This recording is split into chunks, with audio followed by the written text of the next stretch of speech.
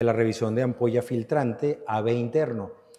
Si bien nosotros tenemos que la trabeculectomía es el gol estándar de los procedimientos quirúrgicos en los pacientes con glaucoma, a veces tendemos a pensar que esa trabeculectomía está libre de complicaciones y resulta que no. La trabeculectomía, a pesar de puede haber complicaciones intraoperatorias, puede haber en el posoperatorio inmediato y las que están relacionadas con el posoperatorio tardío.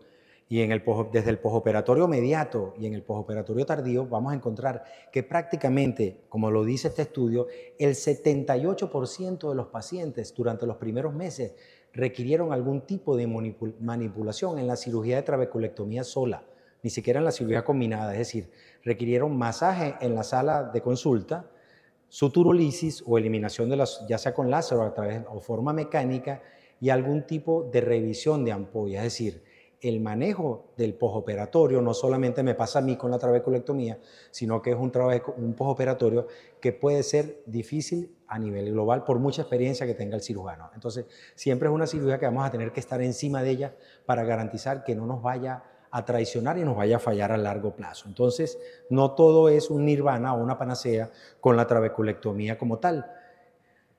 Entonces, ¿por qué la revisión de la ampolla filtrante? Bueno, surge como una medida para luchar precisamente contra este problema. No hay estudios controlados o comparativos que nos hablen de la revisión y la eficacia de la aguja con otros tratamientos. La decisión clínica que está reportada prácticamente depende mucho de la experiencia del cirujano. Asimismo, la tasa de éxito es muy variable y tiene diferentes definiciones. Por eso, presentar un estudio, metaanálisis de esto es un poco complicado. Y las complicaciones pueden variar de un rango de menores a comprometedoras de la visión.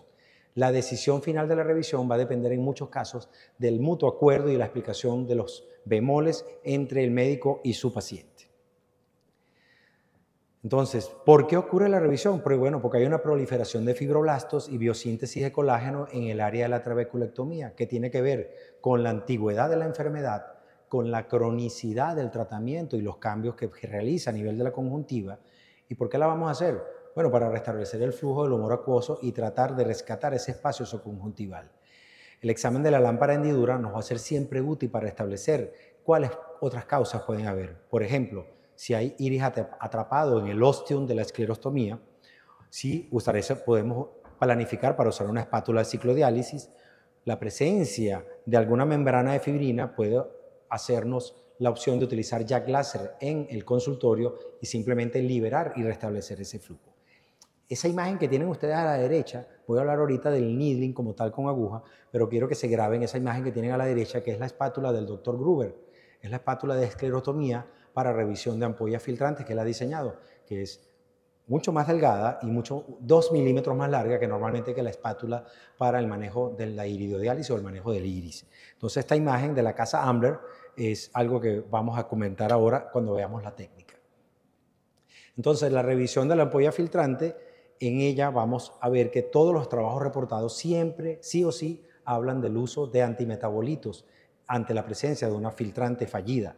La mayoría de los pacientes, el 70% de los pacientes de los estudios reportan el uso de la mitomicina C en esas diferentes concentraciones mezclada con anestésico cuando lo hacemos a nivel del consultorio. Y algunos pocos pacientes con una tasa menor de éxito hablan del 5-FU, aparte y amén de las complicaciones que se pueden presentar a nivel del epitelio de la córnea. Entonces, pero en todos los estudios que hablan de revisión de ampolla filtrante, siempre parten del uso de la mitomicina o de los antimetabolitos. ¿Cuándo es demasiado tarde o demasiado temprano para pinchar una ampolla? Bueno, ese es el kit de la pregunta de este tema. Resulta que todo lo que revisé, las ampollas fallidas pueden ser pinchadas en cualquier tiempo. Hay reportes que hablan de manipulación, needling de esa aguja en cualquier tiempo. Y hay reportes desde una semana hasta 31 años después de la trabeculectomía. Claro, son casos de 31 años, son muy pocos casos los que se han revisado. Es el caso con mayor tiempo, pero se ha logrado incluso en pacientes con este tiempo restablecer el flujo del humor acuoso de manera adecuada. Un solo estudio, mejores resultados dentro de los 4 meses posteriores a la trabeculectomía, como el tiempo de realización. Pero este estudio no se había usado mitomicina durante la cirugía como tal, por primera vez, sino que se usó mitomicina en la revisión de la ampolla filtrante. Entonces, este es como un estudio aislado que habla de un tiempo específico. Pero en general, en todos los pacientes que se utilizó antimetabolito, concluyen en la amplia gama de variedad de tiempo que puede prácticamente proceder o plantearse en algún momento del paciente, y en algunos casos vamos a obtener resultados satisfactorios. ¿Cuáles van a ser los factores de riesgo para la falla cuando ya la hemos realizado? Que la presión P-punción sea mayor a 30 milímetros de mercurio a pesar de la medicación, que la trabeculectomía original haya sido realizada sin mitomicina o sin 5-FU, y cuando la presión en el posoperatorio de este needling tenga una presión mayor de 10 milímetros de mercurio inmediato a la punción. Cuando no alcancemos esa presión por debajo de 10, ya debemos estar pendientes de ese paciente, de citarlo con frecuencia, de aumentar la dosificación de esteroide y de realizar el masaje y la manipulación en consultorio que sea requerido para tratar de garantizar el éxito de ese needling que hemos realizado.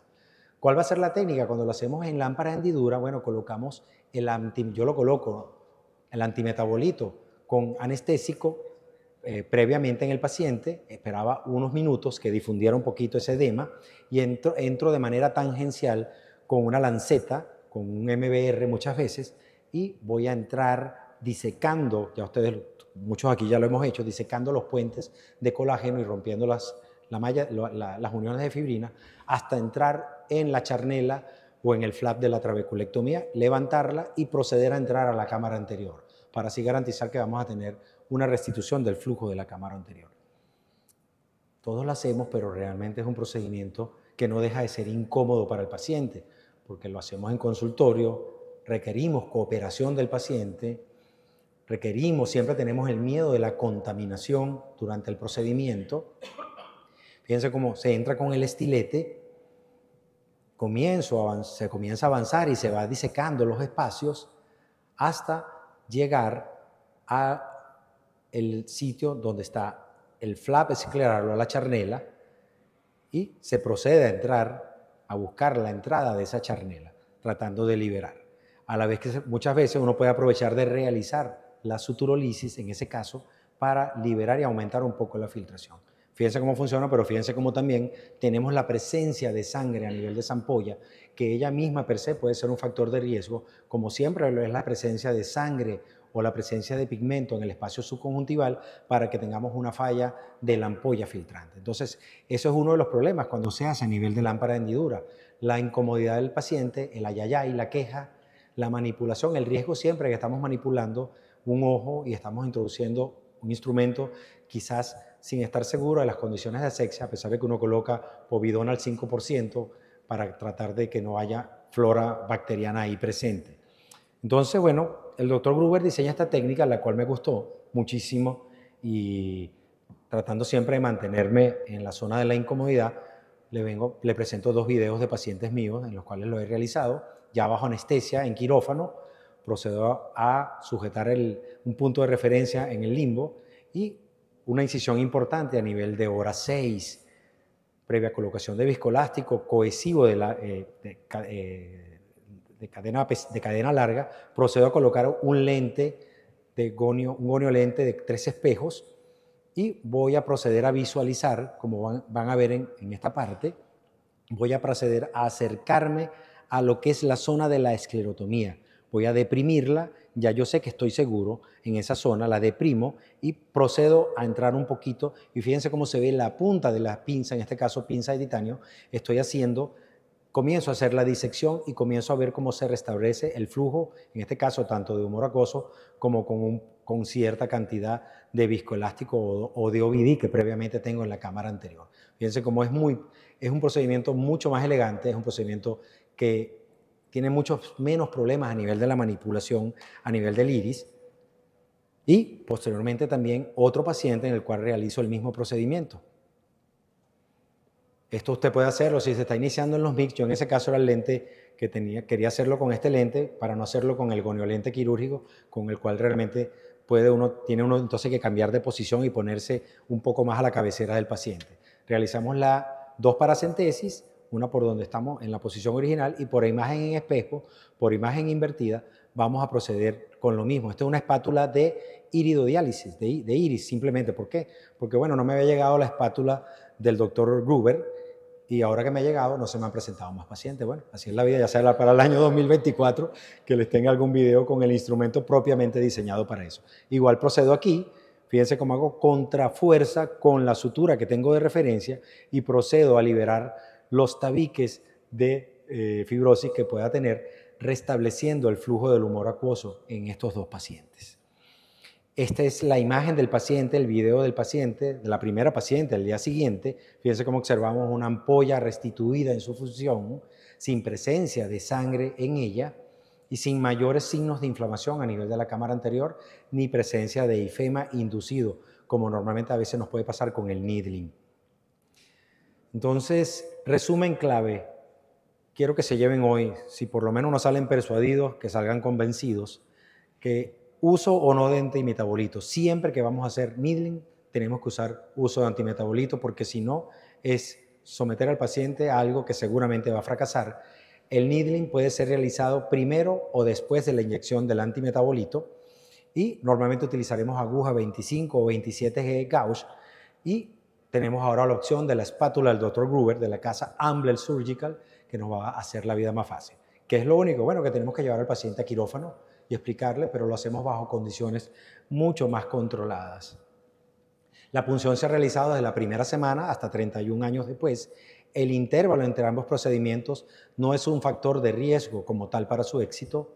Una PIO menor de 10 en el posoperatorio, en el needling, nos habla de que va bien la cosa por ahí. Más de 10 debemos preocuparnos. Puede ser más exitoso en ampollas parcialmente funcionales, y es lógico, que en aquellas completamente fallidos. Y el needling en ampollas encapsuladas no ha demostrado ser más exitoso que el tratamiento médico de terapia hipotensora junto al uso de esteroides a largo plazo, mientras esa ampolla se va remodelando y se va adelgazando con el paso del tiempo. La punción tiene una tasa de éxito global de alrededor de un 35%. Yo no puedo hablar con propiedad porque apenas tengo 8 pacientes y en 5 de ellos ha sido exitoso. Es una tasa mayor que el promedio, pero no puedo hablar con propiedad porque me falta casuística y seguimiento. Simplemente quería mostrarles la técnica. Sus beneficios incluyen su bajo costo, puede ser realizado en consultorio y en corto tiempo de recuperación, puede ser beneficioso en algunos pacientes, reduciendo la necesidad de tratamiento.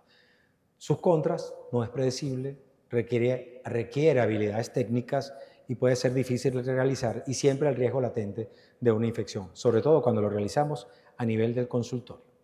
Entonces, quería hablarles esto de hoy e invitarlos siempre a mantenerse en la zona de la incomodidad.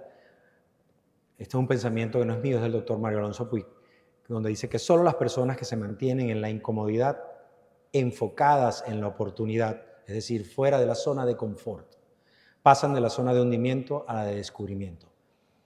Eso fue un cambio de filosofía en el año, a raíz del COVID, fastidiado en la casa y sin muchos pacientes, sin nada que hacer, comencé, ya había hecho la cirugía a nivel de mix, a nivel de Cajuc y a nivel de Ayestén, y comencé con la experimentación con calma, con la cirugía de GAT, y posteriormente fue como una meta que me propuse hasta que ya las cosas comienzan a dar resultado y uno comienza a mantenerse fuera de esa zona de confort que nos mantiene en mucho tiempo paralizado. Yo los invito a que se mantengan fuera de esa zona de comodidad y que siempre estén dispuestos a investigar y avanzar. Muchas gracias por su atención.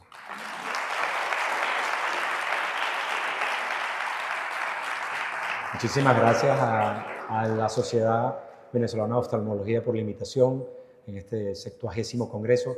Felicidades al doctor Oscar Bullón por tan merecido homenaje, una trayectoria de vida y docente impecable. Y muchas gracias al doctor Miquel Petito por su invitación gentil a este Congreso.